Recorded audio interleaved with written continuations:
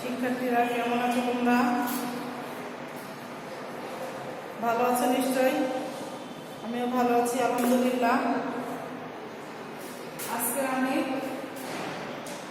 তোমাদের বিজ্ঞান ক্লাস নিব। তার আগে আমি আমার পরিচয়টা দেই। আমি পারভিন আনা, সহকারী শিক্ষক, আশাবাদ উচ্চ বিদ্যালয়। অনলাইন ক্লাসে তোমাদের স্বাগত জানাচ্ছি। তোমরা নিশ্চয়ই বই খাতা কলম নিয়ে তোমরা আমাদের ক্লাসগুলো দেখছো। পরে চলে যাই আমরা। গতদিন তোমাদেরকে আমি প্রথম অধ্যায় খাদ্য পুষ্টি নিয়ে একটু আলোচনা করছিলাম। সেখানে আমরা খাদ্যের উপাদান সম্পর্কেও বলছিলাম যে কয়টা উপাদানগুলোর নাম কী কী, সেগুলো সমন্বয়ে তৈরি হয়, খাবার হয়, এগুলো আমরা আলোচনা করছিলাম, কিন্তু ডিটেলস আলোচনা করতে পারছিলাম না আমাদের সময় স্বল্পতার কারণে। তো আমরা আগে বলছি যে খাদ্যের উপাদান 6টি, তাই না? খাদ্যের উপাদান 6টি কী কী? শর্করা, আমিষ, ভিটামিন, খনিজ লবণ, স্নেহ পদার্থ আর পানি। আজকে আমরা প্রথমটা দিয়ে শুরু করি। শর্করা বা কার্বোহাইড্রেট। শর্করা হচ্ছে মানুষের প্রধান খাদ্য। আমাদের প্রধান খাদ্যটাই হচ্ছে শর্করা। কার্বন, হাইড্রোজেন এবং অক্সিজেন নিয়ে শর্করা তৈরি হয়। শর্করাটা কি দিয়ে তৈরি হয়? শর্করাটা হয় কার্বন। আমি এখানে প্রতীক ব্যবহার করব। তোমরা আমার মনে হয় তোমরা এগুলো জানো, প্রতীক, সংকেত, যোজনী, এগুলো তোমরা আগেও করছো। সিম্পল কোনো কিছু কিছু মৌলের প্রতীক বা যোজনী, এটা তোমাদের অবশ্যই মনে রাখতে হবে। আমি প্রতীক ব্যবহার করছি, পুরোটা ওয়ার্ড না দিলে না দিলে। তো শর্করার প্রধান উপাদান কি? কার্বন, সিতে কার্বন, হাইড্রোজেন আর কি অক্সিজেন। এই তিনটা জিনিস নিয়ে মূলত শর্করা বা কার্বোহাইড্রেট গঠিত বা তৈরি হয়। শর্করা গন্ধহীন, বর্ণহীন এবং অল্প মিষ্টি স্বাদযুক্ত। এই যে শর্করা খাদ্যের যে উপাদান, মানুষের প্রধান যে খাদ্য উপাদানটা হচ্ছে শর্করা। এই শর্করাটা কি? এটা গন্ধও নাই, বর্ণও নাই, কিন্তু স্বাদ আছে। স্বাদটা কেমন? স্বাদটা হচ্ছে হালকা মিষ্টি, খুব ঘন মিষ্টি না, হালকা মিষ্টি। শর্করা আমাদের শরীরে কর্মক্ষমতা বৃদ্ধি করে এবং তাপশক্তি উৎপন্ন করে। শর্করার কাজ কি? শর্করার কাজ হচ্ছে যে আমাদের শরীরে কর্মক্ষমতা, আমরা যে কাজই করি না কেন আমাদের তো শক্তির প্রয়োজন হয়। যে কোনো কাজ করার যে ক্ষমতাটা, সেই ক্ষমতাটা কি করে? কর্মক্ষম রাখে, কর্মক্ষমতা বৃদ্ধি করে আর কি করে? তাপ শক্তি উৎপন্ন করে। তাপ শক্তি যদি আমাদের দেহে তাপ না থাকতো, আমাদের দেহে কিন্তু নির্দিষ্ট একটা তাপমাত্রা আছে, সেটা 98.4 ডিগ্রি ফরেনহাইট বা সেলসিয়াস বলে। এই যে তাপমাত্রাটা, এই তাপটা কোথেকে আসছে? আমাদের কিন্তু এই শর্করা জাতীয় খাদ্য থেকে আসছে, খাদ্যের উপাদান থেকে আমরা পাচ্ছি। এই তাপ শক্তিটা আমাদের আছে যখনই, এটা আমাদের স্বাভাবিক। এই তাপ শক্তিটা আমাদের থাকবে। প্রত্যেকটা মানুষেরই বা প্রত্যেকটা প্রাণীরই একটা নির্দিষ্ট তাপ আছে। এই তাপটাই হচ্ছে কোথা থেকে আসে? এই শর্করা থেকে আসে। বেশ কয়েক ধরনের শর্করা বা কার্বোহাইড্রেট আছে। এদের উৎস বিভিন্ন। উৎসটা হচ্ছে যে যেখান থেকে আমি সেই জিনিসটা পাবো, সেটা শর্করা হোক, প্রোটিন হোক বা যেটাই হোক, খনিজ লবণ, যাই হোক না কেন, যেখান থেকে আমি জিনিসটা পাবো সেইটাকে বলা হচ্ছে উৎস, সেই জায়গাটাকে বলা হচ্ছে উৎস। এখন এই শর্করার উৎসটা আমরা প্রত্যেকটা পাবো। শর্করাটা আমরা দুই জায়গা থেকে শর্করা আমরা পেতে পারি। সেই দুই জায়গা কোন জায়গা? একটা উদ্ভিদ আর একটা প্রাণী। সেজন্য বলছে যে উৎস বিভিন্ন ধরনের যে শর্করা আছে, সেই শর্করাটা আমরা বিভিন্ন উৎস থেকে পাই। কোনোটা উদ্ভিদ থেকে পাই, কোনোটা প্রাণী থেকে পাই। যেটা আমরা উদ্ভিদ থেকে পাই সেটাকে বলা হচ্ছে উদ্ভিজ্জ উৎস।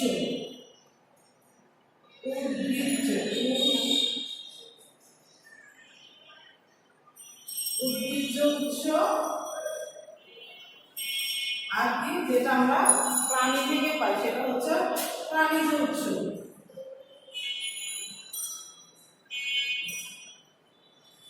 প্রাণীজ উৎস। এখন উদ্ভিজ্জ উৎসটা কি? উদ্ভিজ্জ মানে যেটা আমরা উদ্ভিদ থেকে পাই, আমরা আগেই বলছি উদ্ভিদ থেকে যেটাই পাবো সেটাই হচ্ছে উদ্ভিজ্জ উৎস। এর মধ্যে কি কি আছে? শ্বেতসার বা স্টার্চ, ধান, গম, ভুট্টা এবং অন্যান্য শস্য দানা স্টার্চের প্রধান উৎস। শস্য দানা মানে দানাদার যে খাবারগুলো আছে, যেমন ধান, গম, ডাল, বিভিন্ন ধরনের ডাল যে আমরা খাই, মসুর ডাল, মুগ কালাই, মাস কালাই, তাই না, খেসারি শাক বলে, অনেক অনেক ধরনের শাক আছে, সরি ডাল আছে, এগুলোকে শস্য দানা বলছে। ভুট্টা, এগুলো হচ্ছে স্টার্চের প্রধান উৎস। এছাড়া আলু, রাঙা আলু বা কচুতেও শ্বেতসার বা স্টার্চ পাওয়া যায়। এগুলো কিন্তু সবই আমরা উদ্ভিদ থেকে পাচ্ছি, যে ধান, গম, ভুট্টা বা বিভিন্ন ধরনের ডাল, এগুলোকে আমরা মানুষরা তৈরি করতে পারি না, এগুলো আমরা উদ্ভিদ থেকে পাই, এজন্য এটাকে বলা হচ্ছে উদ্ভিজ্জ উৎস। এছাড়া আলু, রাঙা আলু, কচু এগুলোও কিন্তু আমরা উদ্ভিদ থেকেই পাই। তারপর আছে কি গ্লুকোজ, এটি চিনির তুলনায় মিষ্টি কম। চিনি তো আমরা সবাই খাই, সাদা রঙের হয় চিনি বা লালচে রঙেরও হতে পারে। তো হচ্ছে এটি চিনির তুলনায় কম মিষ্টি। গ্লুকোজটাও মিষ্টি, গ্লুকোজটাও কিন্তু মিষ্টি, কিন্তু চিনির মতো অত মিষ্টিটা না, তার চেয়ে একটু কম। এই শর্করাটি আঙ্গুর, আপেল, গাজর, খেজুর ইত্যাদিতে পাওয়া যায়। এই সবগুলো কিন্তু আমরা খেয়ে থাকি, তাই না, আমরা আঙ্গুর খাই, আপেল খাই, গাজর, খেজুর সবগুলো খাই। এগুলো থেকে আমরা কোন শর্করাটা পাই? গ্লুকোজ। তারপরে কি ফ্রুক্টোজ, আম, পেঁপে, কলা, কমলা লেবু প্রভৃতি মিষ্টি ফলে এবং ফুলের মধুতে ফ্রুক্টোজ থাকে। আমরা যে মধু খাই, মধু তো মনে হয় আমরা সবাই চিনি, তাই না, এর মধুতেও কিন্তু ফ্রুক্টোজ থাকে। আর কি আম, পেঁপে, কলা, কমলা লেবু প্রভৃতি মিষ্টি ফলে, মিষ্টি জাতীয় যে ফলগুলো আছে সেগুলোতে আমরা ফ্রুক্টোজ পাই। একে ফল শর্করাও বলা হয়ে থাকে, মানে যেহেতু আমরা ফল থেকে এই শর্করাটা পাচ্ছি, এজন্য এই ফ্রুক্টোজকে ফল শর্করা বলা হয়। সুক্রোজ, আখের রস, চিনি, গুড়, মিষ্টি। আখের রস মানে কি বলবো, খেজুর রস এক জিনিস আর আখের রস আর এক জিনিস, মানে গ্যান্ডারি, মানে অনেক জায়গায় এটাকে গ্যান্ডারি বলে। গ্যান্ডারির যে রসটা, এটা আমরা পথে ঘাটে দেখতে পাই যে বিক্রি করে ভ্যানে করে। এই আখের রস, চিনি, গুড়, মিষ্টি এগুলোতে কি থাকে? সুক্রোজ নামক শর্করা থাকে। সেলুলোজ, বেল, আম, কলা, তরমুজ, বাদাম, শুকনো ফল এবং সব ধরনের শাকসবজিতে সেলুলোজ থাকে। সেলুলোজও এক ধরনের শর্করা। এটা গেল উদ্ভিজ্জ উৎস। এবার আসলে আমরা প্রাণীজ উৎস, মানে প্রাণী থেকে আমরা কি পাই? এতক্ষণ তো আমরা উদ্ভিদ থেকে কি কি পাই সেটা জানলাম। প্রাণী থেকে পাবো কি? ল্যাকটোজ বা দুধ শর্করা। দুধ, এটা কিন্তু আমরা উদ্ভিদ থেকে পাই না, এটা আমরা সাধারণত প্রাণী থেকে পাই। গরু, ছাগল, মহিষ এগুলো থেকে আমরা সাধারণত দুধটা সংগ্রহ করি। গরু, ছাগল এবং অন্যান্য প্রাণীর দুধে এই শর্করাটা আছে। গ্লাইকোজেন, পশু ও পাখি জাতীয়, যেমন মুরগি, কবুতর, এরা হচ্ছে পাখির মধ্যে পড়ছে। পশু এবং পাখি জাতীয় প্রাণীর যকৃৎ মানে কলিজা, প্লিহা যাকে আমরা বলি, কলিজা। আমরা মুরগি মাংস রান্না করি না, মুরগিতে আমরা কলিজা পাই না, সেই কলিজাটাই হচ্ছে যকৃৎ, এবং মাংসে গ্লাইকোজেন শর্করাটি থাকে। পুষ্টিগত গুরুত্ব, আমাদের শরীরের পুষ্টিতে শর্করার অনেক বড় ভূমিকা রয়েছে। শর্করা শরীরের কর্মক্ষমতা বাড়ায় এবং তাপশক্তি উৎপাদন করে। আমরা আগেই পড়ছি যে শর্করা আমাদের কর্মক্ষমতা বাড়ায়, মানে আমাদের কাজ করার স্পৃহাটা বাড়িয়ে দেয়, আর গিয়ে আমাদের শরীরে তাপশক্তি উৎপাদন করে। জীবদেহে বিপাকীয় কাজের জন্য যে শক্তির প্রয়োজন হয় সেটি কার্বোহাইড্রেট জাতীয় খাদ্য জারণের ফলে উৎপন্ন হয়। দেখো, জীবদেহে বিপাকীয় কাজ বলতে আমরা যে খাবারটা খাই সেটা আমাদের, সেই খাবারটা কোথায় যায়? পাকস্থলী যায়। পাকস্থলীতে গিয়ে সেটা কি হয়? পরিপাক হয়, তাই না? এই পরিপাকটাই বলছে যে বিপাকীয় কাজে, মানে পরিপাকের কাজের জন্য যে শক্তির প্রয়োজন, এই পরিপাকের জন্য তো আমাদের একটা শক্তির প্রয়োজন। এই শক্তিরটা যে শক্তির প্রয়োজন হয় সেটি আমরা কি পাই? এই কার্বোহাইড্রেট জারণের ফলেই পাই, বা শর্করা জারণের ফলেই পাই, মানে ভাঙার ফলে আমরা পাই। গ্লাইকোজেন প্রাণীদেহে খাদ্য ঘাটতিতে বা অধিক পরিশ্রমের সময় শক্তি সরবরাহ করে। যখন আমাদের শরীরে খাদ্য ঘাটতি দেখা দেয়, মানে আমাদের প্রয়োজনের তুলনায় খাবার কম থাকে, সেই সময়তে বা অধিক পরিশ্রমের সময় যখন আমাদের পরিশ্রম বেশি হয়ে যায়, অনেক সময় আছে না যে মানে আমাদের শরীরের তুলনায় আমাদের পরিশ্রমটা অনেক বেশি হয়ে যায়, সেই ক্ষেত্রে কি হয়, শক্তি সরবরাহ করে। এই যে শক্তিটা যে আমাদের শরীরে আছে, এই শক্তিটাই কিন্তু আমরা শর্করা থেকে পাই। আমরা আগেই বলছি কোন কোন সময় শক্তিটা সরবরাহ করবে, যখন আমাদের শরীরে খাদ্য ঘাটতি দেখা দিবে, আর কী হবে, যখন আমরা অধিক পরিমাণে পরিশ্রম করব। সেলুলোজ একটি অপাচ্য প্রকৃতির শর্করা। অপাচ্য মানে এটা কি, এটা হজম হবে না। অপাচ্য বলতে এটা মানে হজম হবে না। অপাচ্য প্রকৃতির শর্করা, এটি আঁশযুক্ত খাদ্য এবং এটি আমাদের দৈনন্দিন মল ত্যাগে সাহায্য করে এবং কোষ্ঠকাঠিন্য রোধ করে। ঠিক আছে, এটা আমাদের কোষ্ঠকাঠিন্য, মানে কোষ্ঠকাঠিন্য বলতে কি কেউ বোঝো?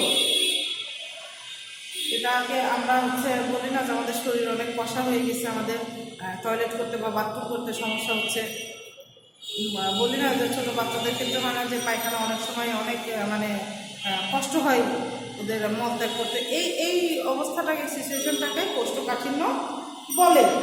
এছাড়া খাদ্যে প্রোটিন কিংবা ফ্যাটের অভাব হলে শর্করা থেকে এগুলো সংশ্লেষ করে। আমাদের খাদ্যে যদি প্রোটিনের অভাব হয় অথবা ফ্যাট বা চর্বি বা স্নেহ পদার্থের যদি ঘাটতি থাকে বা অভাব হয়, তখন কী করে, শর্করা এগুলো সংশ্লেষ করে, মানে এদের যোগান দেয়। শর্করার অভাবজনিত রোগ থেকে রক্ষা পেতে আমাদের প্রতিদিন প্রয়োজনীয় শর্করা জাতীয় খাদ্য খেতে হয়। খাদ্যে শর্করার পরিমাণ আবার চাহিদার তুলনায় বেশি হলে অতিরিক্ত শর্করা শরীরে মেদ হিসেবে জমা হয়, তখন শরীর স্থূলকায় হতে পারে, কখনো কখনো বহুমূত্র রোগও দেখা দিতে পারে। আমরা জানি যে খাদ্যের যে উপাদান কয়টা, 6টা। এই 6টা উপাদানই কিন্তু আমাদের শরীরে মানে নির্দিষ্ট পরিমাণ থাকা দরকার। যদি কম বা বেশি হয় তাহলে আমাদের জন্য সেটা ক্ষতির কারণ বা হুমকি স্বরূপ। এই শর্করা, যেহেতু এখন আমরা শর্করা করছি, শর্করার কথাই বলি যে শর্করা কিন্তু আমাদের দেহের জন্য মানে আমাদের এক কথায় মানুষের প্রধান খাদ্যই হচ্ছে শর্করা, কিন্তু এই শর্করাতেই কিন্তু আবার আমাদের ক্ষতি হয়। কিভাবে ক্ষতি হয়? মনে করো যে শর্করা তো আমরা বলছি যে গন্ধহীন, স্বাদহীন, কিন্তু অল্প মিষ্টিযুক্ত, তাই না? স্বাদ আছে, মানে গন্ধ নাই, বর্ণ নাই, স্বাদযুক্ত, অল্প মিষ্টি স্বাদযুক্ত। এখন এই যে এই শর্করাটা যদি আমরা আমাদের শরীরের তুলনায় বেশি হয়ে যায়, কোনো কারণে যদি শর্করার পরিমাণটা আমাদের শরীরে বেশি হয়ে যায়, তাহলে কী হবে, আমাদের শরীরে মেদ জমা হবে। মেদ বোঝো, যে আমরা যে বলি না যে ভুঁড়িওয়ালা মানুষ আমরা বলি না কথায় কথায়, সেরকম যে মেদ বেড়ে যাবে, মানে চর্বি বেড়ে যাবে, তখন আমরা কী হবে, মানুষ কী হবে, স্থূলকায় হয়ে যাবে, মানে মোটা হয়ে যাবে। ঠিক আছে, এই শর্করাটা যদি আমাদের বেড়ে যায় তাহলে মানুষের মানে মেদ সৃষ্টি হবে শরীরে, আর কী হবে, স্থূলকায় হয়ে যাবে, মানে সে মোটা হয়ে যাবে। আবার অনেক সময় হয় কি, বহুমূত্র রোগও দেখা দিতে পারে। এখন প্রশ্ন হলো যে বহুমূত্র রোগটা কি? বহুমূত্র রোগ, এটা কিন্তু আরেকটা নাম আছে যেটা আমরা সবাই জানি। এটা আমরা খুব কম মানুষ জানি, বহুমূত্র বা ডায়াবেটিস রোগটা আমরা নাম শুনছি না? ডায়াবেটিস যাকে বলে, ডায়াবেটিস বা বহুমূত্র রোগ কী কারণে হয়? শর্করা যদি অধিক পরিমাণে হয়ে যায় তাহলে ডায়াবেটিস বা আমাদের বহুমূত্র রোগ হতে পারে। সবসময় যে হবে তা না, হতে পারে। আমাদের শরীর স্থূলকায় হয়ে যাবে, আর কী হবে, বহুমূত্র রোগ হবে। যদি শর্করা বেশি পরিমাণে খেয়ে আমরা যদি সেই তুলনায় পরিশ্রম কম করি, আমাদের শক্তিটা যদি আমরা কম খরচ করি, তাহলে কী হবে, আমাদের তাপ শক্তিটাও বেশি থেকে যাবে শরীরে, আর এই যে কর্মক্ষমতাটাও মানে আমাদের কমে যাবে। আমরা তখন কী করবো, অলস হয়ে যাব। স্বাভাবিকভাবে আমরা যখন স্থূলকায় হয়ে যায়, মানে মোটা হয়ে যায়, তখনই কিন্তু আমরা আর আগের মতো কাজ করতে পারি না। আমাদের শরীরে অটোমেটিক্যালি একটু মানে কর্মক্ষমতাটা কমে যায়। এই যে এই কমে যাওয়ার কারণে আমরা কাজ কম করতে পারি, চলাফেরা কম করতে পারি, তখনই আমাদের বহুমূত্র বা ডায়াবেটিস রোগটা দেখা দিতে পারে। নিঃশ্বাস প্রশ্বাস বা শ্বসন প্রক্রিয়ায় আমরা বাতাস থেকে যে অক্সিজেন গ্রহণ করি সেটি ফুসফুসে আমাদের রক্তের সাথে মিশে যায়। রক্তের লোহিত কণিকা এই অক্সিজেন আমাদের শরীরের কোষে পৌঁছে দেয়, সেখানে গ্লুকোজের সাথে বিক্রিয়া করে তাপশক্তি উৎপন্ন করে এবং এই তাপশক্তি আমাদের সকল শক্তির উৎস।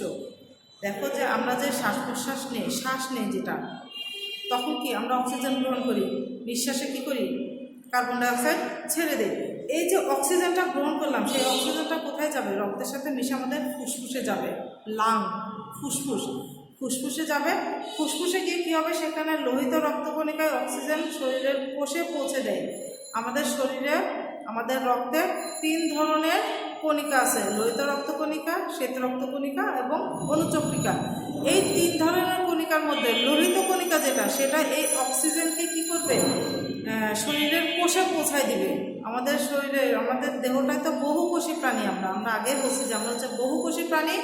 আমাদের এই প্রত্যেকটা কোষে কি হয়? এই অক্সিজেনটা নিয়ে যায়। কে নিয়ে যায়? লোহিত রক্তকণিকা। সেখানে গ্লুকোজের সাথে বিক্রিয়া করে, এই যে কোষের যে গ্লুকোজ আছে সেই গ্লুকোজের সাথে বিক্রিয়া করে তাপ শক্তি তৈরি করে, এবং এই তাপ শক্তিটাই হচ্ছে আমাদের কর্মশক্তি। বুঝা গেছে? সকল শক্তির উৎসটাই হচ্ছে এই তাপ শক্তি। খাদ্যের মধ্যে নিহিত শক্তিকে খাদ্য ক্যালোরি বা কিলো ক্যালোরি হিসেবে মাপা হয়। আমরা যে খাবারটা খাই, আমরা বলি না যে শরীরের জন্য প্রয়োজনীয় পরিমাণ পুষ্টি দরকার, ক্যালোরি দরকার। ক্যালোরিটা, এই শক্তিটাকে মূলত ক্যালোরি বা কিলো ক্যালোরি হিসেবে ধরা হয়। ক্যালোরি হচ্ছে শক্তির একক। 1 গ্রাম খাদ্য জারণের ফলে যে পরিমাণ তাপশক্তি উৎপন্ন হয় তাকে খাদ্যের ক্যালোরি বলে। 1 গ্রাম খাদ্য জারণের ফলে যে পরিমাণ তাপশক্তি উৎপন্ন হবে, মানে 1 গ্রাম খাদ্য খাবার ফলে সেটা হজম হওয়ার পরে যে পরিমাণ তাপশক্তিটা উৎপন্ন হবে সেইটাকেই বলা হচ্ছে খাদ্য ক্যালোরি বা 1 ক্যালোরি। ঠিক আছে? 1 গ্রাম পানির তাপমাত্রা 1 ডিগ্রি সেলসিয়াস বৃদ্ধি করার জন্য যে শক্তির প্রয়োজন হয় সে পরিমাণ তাপশক্তি হচ্ছে 1 ক্যালোরি। 1 গ্রাম পানিকে, 1 গ্রাম পানির তাপমাত্রা 1 ডিগ্রি সেলসিয়াস বৃদ্ধি করার জন্য, যা আছে পানির তাপমাত্রা যা আছে তার থেকে যদি 1 ডিগ্রি বাড়ানো যায়, বাড়ানোর জন্য যে শক্তির প্রয়োজন হয় সেই পরিমাণ তাপশক্তি হচ্ছে 1 ক্যালোরি বা 1 খাদ্য ক্যালোরি যাকে আমরা বলছি। 1000 ক্যালোরি সমান 1 কিলো ক্যালোরি বা 1 খাদ্য ক্যালোরি। 1000 ক্যালোরি সমান 1 কিলো ক্যালোরি। খাদ্যের ক্যালোরিকে কিলো ক্যালোরি দিয়ে বোঝানো হয়। উদাহরণ দেওয়ার জন্য বলা যায় শর্করা এবং প্রোটিনের ক্যালোরি প্রায় সমান। শর্করা এবং প্রোটিন, কার্বোহাইড্রেট এবং প্রোটিন বা আমিষের ক্যালোরি প্রায় সমান। 8 কিলো ক্যালোরি পার গ্রাম, মানে 1 গ্রামে 8 কিলো ক্যালোরি শর্করা বা আমিষ থাকবে। স্নেহজাতীয় খাদ্যে অর্থাৎ ফ্যাটের ক্যালোরি সবচেয়ে বেশি, এর পরিমাণ 9 কিলো ক্যালোরি পার গ্রাম, মানে 1 গ্রাম খাবারের মধ্যে কি আছে? শর্করা বা প্রোটিন আছে প্রায় 8 কিলো ক্যালোরি, আর স্নেহ আছে 9 কিলো ক্যালোরি, মানে সবচেয়ে বেশি স্নেহ বা ফ্যাট। একটা খাদ্যের খাদ্য ক্যালোরি বলতে বোঝায় খাদ্যটি সম্পূর্ণভাবে জারণ হলে কতখানি শক্তি বের হবে। আমরা যে খাবারটা খেলাম সেটা তো আমাদের পাকস্থলীতে গিয়ে পরিপাক হবে, হজম হবে। হজম হওয়ার পরে না যেটা আমাদের শরীরে যে শক্তিটা ধরে রাখবে, হজম হওয়ার পরে কি পরিমাণ শক্তি ধরে রাখলো সেটাকেই বোঝায় যে সম্পূর্ণভাবে জারণ হলে কতখানি শক্তি বের হবে। সেইটাই হচ্ছে খাদ্য ক্যালোরি। মানে খাবারটা যে আমরা খেলাম সেটা পাকস্থলীতে গেল, পরিপাক হলো, পরিপাক হওয়ার পরে পরিপাকের পরে কি পরিমাণ তাপশক্তি উৎপন্ন হলো সেইটাই হচ্ছে খাদ্য ক্যালোরি। একজন পূর্ণবয়স্ক পুরুষ মানুষের দৈনিক 2500 কিলো ক্যালোরি এবং একজন নারীর 2000 কিলো ক্যালোরি সমপরিমাণ খাবার খাওয়া প্রয়োজন। একজন প্রাপ্তবয়স্ক মানে পূর্ণবয়স্ক একজন পুরুষের এবং নারীর কিন্তু দেহের খাদ্যের চাহিদা ভিন্ন ভিন্ন। পুরুষের একটু বেশি থাকে, মহিলাদের একটু কম থাকে। পুরুষের থাকবে 2500 কিলো ক্যালোরি মানে 2500, এবং মহিলাদের ক্ষেত্রে বা নারীদের ক্ষেত্রে থাকবে সেটা 2000 কিলো ক্যালোরি। এটা গেল আমাদের শর্করা বা কার্বোহাইড্রেট। আমিষ, এরপরে আরেকটা খাদ্য উপাদান কি? আমিষ। কার্বন, হাইড্রোজেন, অক্সিজেন এবং নাইট্রোজেন এই 4টি মৌলের সমন্বয়ে আমিষ তৈরি। দেখো আমরা যখন শর্করা করছি, শর্করাটা কি পাইছি? কার্বন, হাইড্রোজেন এবং অক্সিজেন। এটা হচ্ছে শর্করা। আর আমরা আমিষ বা প্রোটিনের ক্ষেত্রে কি পাই? এই 3টা তো থাকবে, কার্বন, হাইড্রোজেন, অক্সিজেন। এর সাথে কি থাকবে? Ammonia, NH4। এটা হচ্ছে আমিষ বা প্রোটিন। বুঝা গেছে? Carbon, hydrogen, oxygen, sorry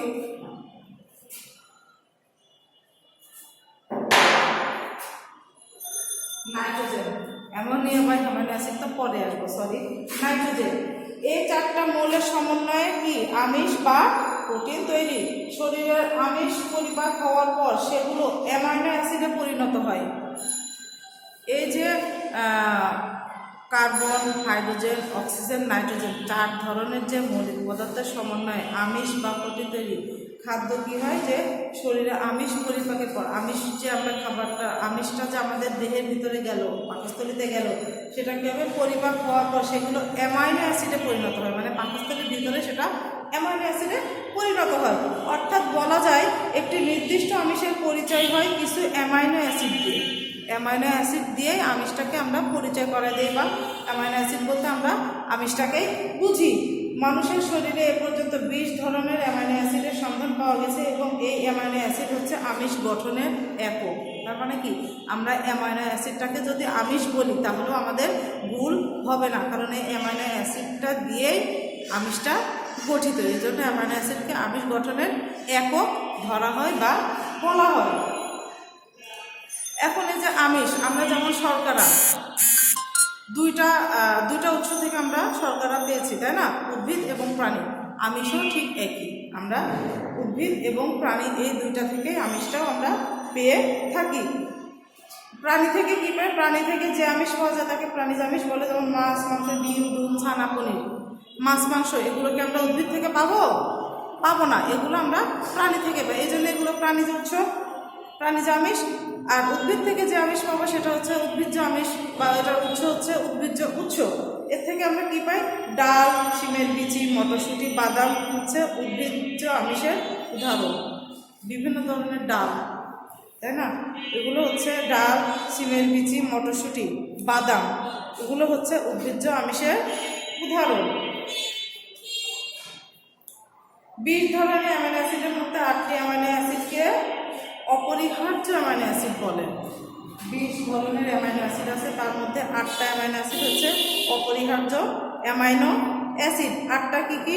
lysine, tryptophan, methionine, valine, leucine, isoleucine, phenylalanine ও থ্রিওনাইনকে অ্যামাইনো অত্যাবশ্যকীয় বা অপরিহার্য অ্যামাইনো অ্যাসিড বলা হয়।